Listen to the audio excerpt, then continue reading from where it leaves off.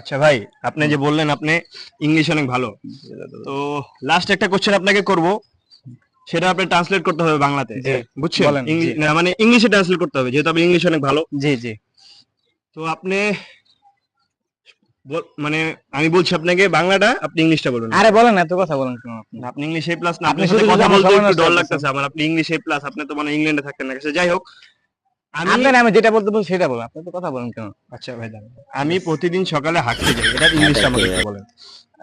আচ্ছা, হাগা কি জিনিস? আগা বুঝেন না? না।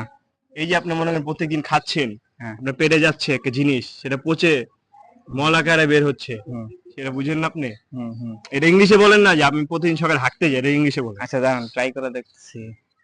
আমি প্রতিদিন ইন দ্য মর্নিং টিকনে আগে আই আননা यार। এটা আই কি বরবাদ করিও।